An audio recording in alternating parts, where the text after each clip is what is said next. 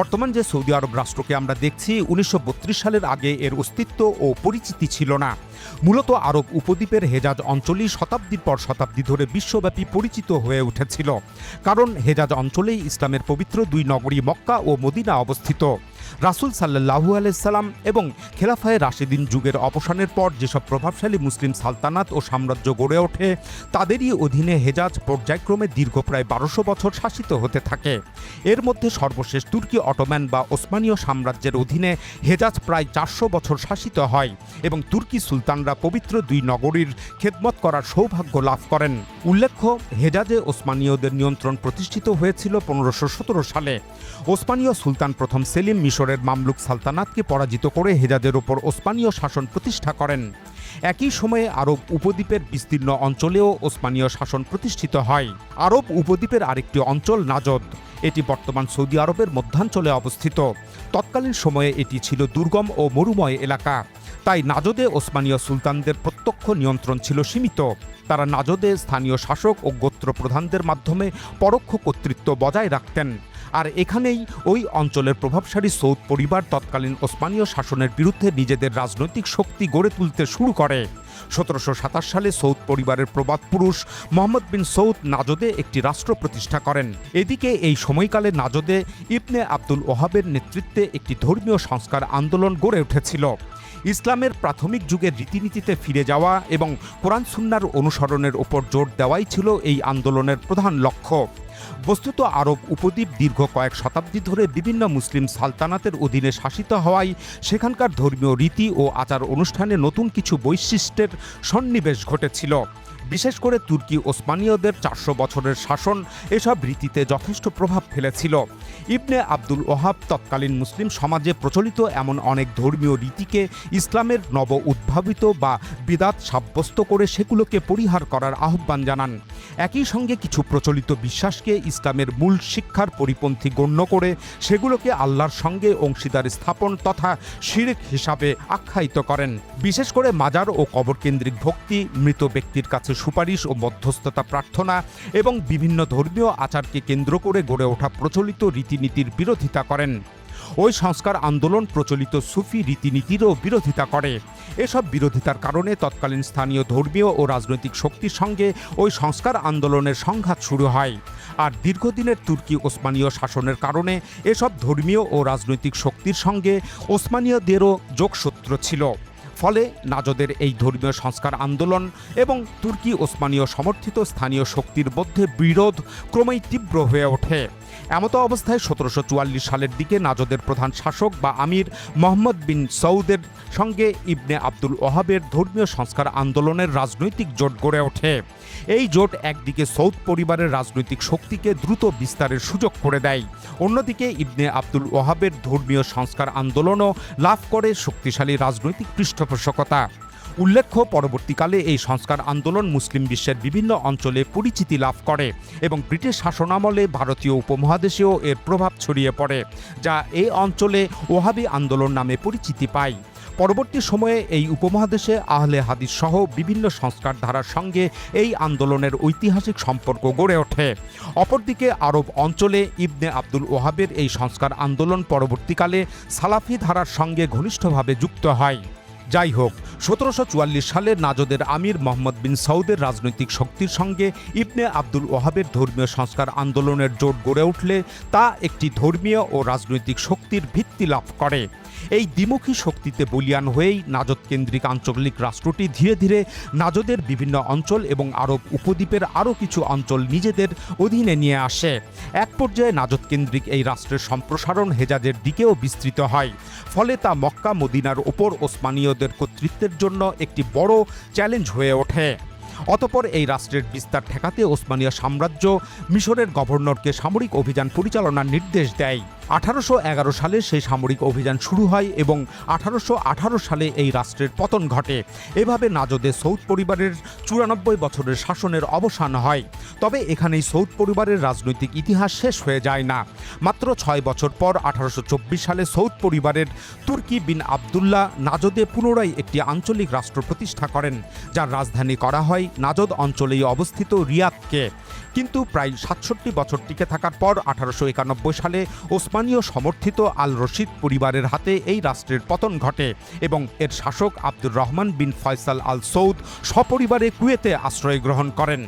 এর কিছুদিন পর তার পুত্র আব্দুল আজিজ, যিনি ইবনে সৌদ নামে অধিক পরিচিত, ১৯০২ সালে রিয়াদ পুনর্দখল করেন। এরপর তিনি ধাপে ধাপে নাজদ ও পার্শ্ববর্তী বিভিন্ন অঞ্চল নিজের নিয়ন্ত্রণে আনতে থাকেন। এদিকে ১৯১২ থেকে ১৯১৩ সাল পর্যন্ত সংঘটিত বলকান যুদ্ধে ওসমানীয় সাম্রাজ্যের সেনাবাহিনী পরাজিত হয়ে পূর্ব ইউরোপে তাদের দীর্ঘদিনের নিয়ন্ত্রণে থাকা বিরাট ভূখণ্ড হারায়। এতে ওসমানীয় সাম্রাজ্য বেশ দুর্বল হয়ে পড়ে। এরপর ১৯১৪ সালে শুরু হয় প্রথম বিশ্বযুদ্ধ। এই যুদ্ধেও ওসমানীয় সাম্রাজ্যের সেনাবাহিনী একের পর এক পরাজয়ের মুখে পড়তে থাকে। এ সময় মধ্যপ্রাচ্য জুড়ে উসমানীয় সাম্রাজ্যের অধীনে থাকা বিভিন্ন অঞ্চলে ব্রিটিশ বাহিনী অগ্রসর হতে থাকে। অন্যদিকে ওসমানীয়দের দুর্বলতার সুযোগে ১৯১৬ সালে হেজাজের স্থানীয় শাসক হোসাইন বিন আলীর নেতৃত্বে আরব বিদ্রোহ শুরু হয়। তিনি ছিলেন হাশেমি বংশের পুরুষ। ওসমানীয় সুলতান তাকে হেজাজের স্থানীয় শাসক হিসাবে নিযুক্ত করেছিলেন, ফলে তার সঙ্গে মক্কার শরীফ উপাধি যুক্ত হয়েছিল। যাই হোক, ব্রিটিশরা হোসাইন বিন আলীর নেতৃত্বাধীন আরব বাহিনীকে অর্থ, অস্ত্র ও সামরিক সহায়তা দেয়।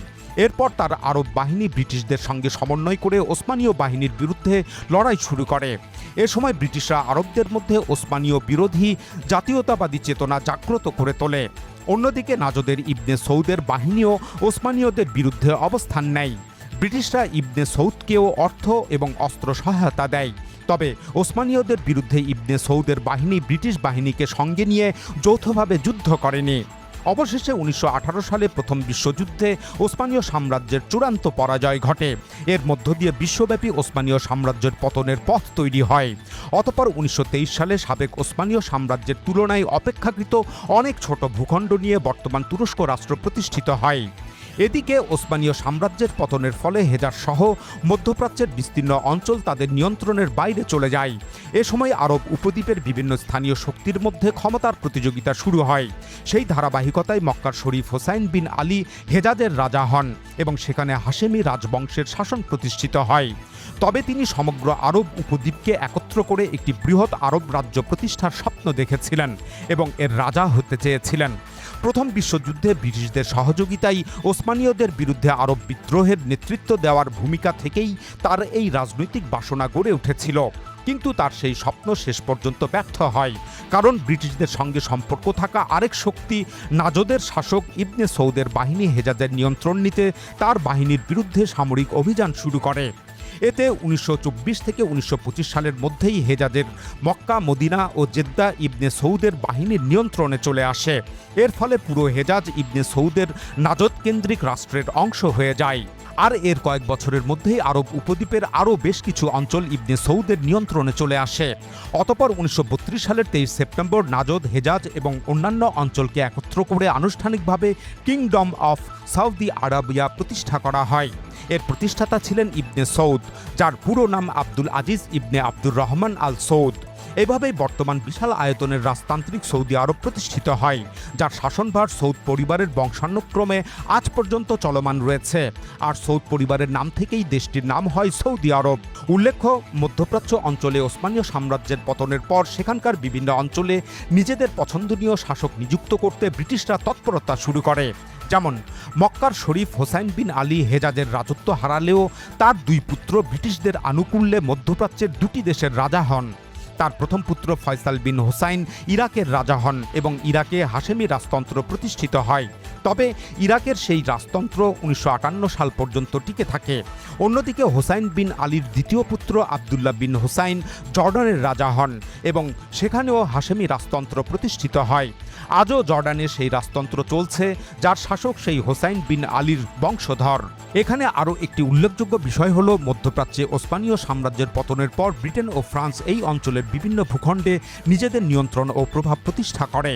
ব্রিটিশদের প্রত্যক্ষ ম্যান্ডেটের অধীনে যায় ইরাক, ফিলিস্তিন ও জর্ডান। এর পাশাপাশি কুয়েত, কাতার এবং সংযুক্ত আরব আমিরাতের অঞ্চলগুলো ব্রিটিশদের সুরক্ষা ও প্রভাবের অধীনে থাকে। এছাড়া আরও আগেই বাহরাইন, ওমান এবং দক্ষিণ ইয়েমেনের এডেন ও আশেপাশের অঞ্চল ব্রিটিশদের নিয়ন্ত্রণ ও প্রভাবের অধীনে চলে গিয়েছিল। এভাবে তুর্কি ওসমানীয়দের পর মধ্যপ্রাচ্য জুড়ে ব্রিটিশদের প্রভাব প্রতিষ্ঠিত হয়।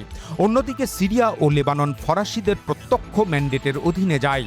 সুতরাং তুর্কি মুসলিম ওসমানীয়দের বিরুদ্ধে আরব মুসলিমদের জাতীয়তাবাদী চেতনা, বিদ্রোহ ও লড়াইয়ের শেষ পরিণতিতে অনেক আরব ভূখণ্ড প্রত্যক্ষ বা পরোক্ষভাবে ব্রিটিশ ও ফরাসিদের নিয়ন্ত্রণের অধীনে চলে যায়।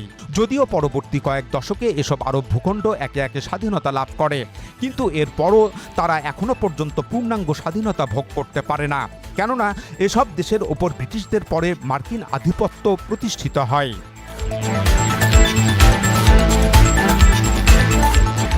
আজ থেকে আর মাত্র 6 বছর পর 2032 সালে সৌদি আরব প্রতিষ্ঠার 100তম বর্ষপূর্তির শুভক্ষণ সামনে দাঁড়িয়ে আছে। কিন্তু এর আগেই সৌদি আরব নিজের নিরাপত্তার বহুমুখী চাপের মুখে পড়েছে। গত প্রায় 100 বছর ধরে মার্কিন যুক্তরাষ্ট্রের নিরাপত্তা ছাতার নিচে থেকেও দেশটি নিজেকে আর নিরাপদ ভাবতে পারছে না। বর্তমান যুগকে বলা হচ্ছে বিশ্ব পালাবদলের যুগ। এই যুগে মার্কিন যুক্তরাষ্ট্র চীনের উত্থান ঠেকানোর দিকে বেশি মনোযোগ দিতে চায়। এ কারণে 2015 সালের পর থেকেই মধ্যপ্রাচ্যের জন্য নতুন নিরাপত্তা নীতি অবলম্বন করে যুক্তরাষ্ট্র। এই নীতির মূল লক্ষ্য ছিল মধ্যপ্রাচ্য থেকে বিপুল সংখ্যক মার্কিন সৈন্য, সামরিক স্থাপনা ও বড় বড় ঘাঁটি সরিয়ে নিয়ে এর পরিবর্তে অপেক্ষাকৃত ছোট সামরিক ঘাঁটি বজায় রাখা, যেন প্রয়োজনে সেগুলো সহজেই স্থানান্তর করা যায়। এতে যুক্তরাষ্ট্রের সামরিক ব্যয়ভারও যথেষ্ট কমে আসবে। তবে এই পরিকল্পনাই ইসরায়েলের নিরাপত্তায় যেন সংকট তৈরি না হয়, সেজন্য আগেভাগেই যুক্তরাষ্ট্র আব্রাহাম অ্যাকর্ডসের আওতায় ইসরায়েলের সঙ্গে বিভিন্ন মুসলিম দেশের সম্পর্ক ও স্বীকৃতি বাড়াতে চায়। এতে যুক্তরাষ্ট্র মধ্যপ্রাচ্যে তার উপস্থিতি কমিয়ে আনলেও ইসরায়েলের নিরাপত্তা নিয়ে বড় সংকট তৈরি হবে না। এটাই ছিল আব্রাহাম অ্যাকর্ডসের লক্ষ্য। এই পরিকল্পনা অনুযায়ী 2020 সালে সংযুক্ত আরব আমিরাত, বাহরাইন, মরক্কো, সুদান সহ বেশ কয়েকটি মুসলিম দেশ ইসরায়েলকে স্বীকৃতি দিয়ে সম্পর্ক প্রতিষ্ঠা করে। তবে যুক্তরাষ্ট্র মধ্যপ্রাচ্যে তার উপস্থিতি কমানোর আগে ইরানকে যথেষ্ট দুর্বল করে ফেলতে চায়। এ কারণে ডোনাল্ড ট্রাম্প প্রথম মেয়াদে ক্ষমতায় থাকাকালে 2018 সালে ইরানের সঙ্গে স্বাক্ষরিত 2015 সালের P5+1 পরমাণু কর্মসূচি সংক্রান্ত চুক্তি থেকে যুক্তরাষ্ট্রকে প্রত্যাহার করে নেন এবং 2020 সালে ইরানের কুদস ফোর্সের প্রধান জেনারেল কাসেম সোলাইমানিকে হত্যা করেন। অতঃপর ডোনাল্ড ট্রাম্প দ্বিতীয় মেয়াদে ক্ষমতায় আসার পর 2025 সালের জুনে এবং 2026 সালের ফেব্রুয়ারিতে ইরানের উপর হামলা চালান। কিন্তু ইরান পাল্টা জবাব দেওয়ার মাধ্যমে যুক্তরাষ্ট্রের সামরিক শক্তিকে চ্যালেঞ্জের মুখে ফেলে। এতে মধ্যপ্রাচ্যে যুক্তরাষ্ট্রের সামরিক উপস্থিতি কমিয়ে আনার পূর্ব পরিকল্পনাটি বাস্তবায়ন আরও ত্বরান্বিত হওয়ার সম্ভাবনা তৈরি হয়েছে। আর তাতেই সৌদি আরব ভবিষ্যৎ নিরাপত্তা ঘাটতি নিয়ে চিন্তিত হয়ে পড়েছে বলে মনে হচ্ছে। এমনিতেই মার্কিন উপস্থিতি থাকা সত্ত্বেও ইরানের হামলা, ইয়েমেনের হুতিদের হামলা এবং ইরাকের ইরান সমর্থিত মিলিশিয়া গ্রুপগুলোর হামলা ঠেকিয়ে রাখা যায়নি। এই অবস্থায় মধ্যপ্রাচ্য থেকে মার্কিন বাহিনীর অপসারণ সৌদি আরবের জন্য বিশেষ ভাবনার সৃষ্টি করেছে। পরিস্থিতি মোকাবেলায় সৌদি আরব 2025 সালের সেপ্টেম্বরেই পাকিস্তানের সঙ্গে প্রতিরক্ষা চুক্তি স্বাক্ষর করেছিল। ওই চুক্তির অধীনেই পাকিস্তান সৌদি আরবে সৈন্য ও সামরিক সরঞ্জাম মোতায়েন করে। গত মে মাসে রয়টার্স জানায় পাকিস্তান 16টি যুদ্ধ বিমান নিয়ে গঠিত একটি পূর্ণ স্কোয়াড্রন সৌদি আরবে মোতায়েন করেছে, যেগুলোর বেশিরভাগই ছিল চীন ও পাকিস্তানের যৌথভাবে তৈরি JF-17 ফাইটার জেট। যুদ্ধ বিমানের পাশাপাশি পাকিস্তান 2 স্কোয়াড্রন ড্রোন, প্রায় 8000 সেনা এবং একটি চীনা HQ-9 আকাশ প্রতিরক্ষা ব্যবস্থা সৌদি আরবে মোতায়েন করে। তবে সৌদি আরব শুধুমাত্র পাকিস্তানের সঙ্গে স্বাক্ষরিত প্রতিরক্ষা চুক্তিকেই নিজের নিরাপত্তার জন্য যথেষ্ট মনে করেনি। গত 30 জুলাই 14টি দেশকে নিয়ে আরেকটি সামরিক জোট গঠন করে, যেখানে পাকিস্তান, তুরস্ক ও মিশরের মতো প্রভাবশালী দেশগুলো যোগ দেয়। কিন্তু এরপরও সৌদি আরব গত 7 আগস্ট পাকিস্তান ও তুরস্ককে সঙ্গে নিয়ে আরেকটি ত্রিপক্ষীয় সামরিক জোট গঠন করে, যার কেন্দ্রীয় বক্তব্য হলো 3 দেশের যে কোনো একটির উপর সশস্ত্র হামলা হলে সেটিকে 3 দেশের ওপরই হামলা হিসাবে বিবেচনা করা হবে। বস্তুত কোনো দেশ যখন নিজস্ব শক্তিতে তার নিরাপত্তা নিশ্চিত করার সক্ষমতা রাখে না, তখন সে বিদেশি শক্তিকে তার নিরাপত্তা রক্ষার জন্য আমন্ত্রণ জানায়।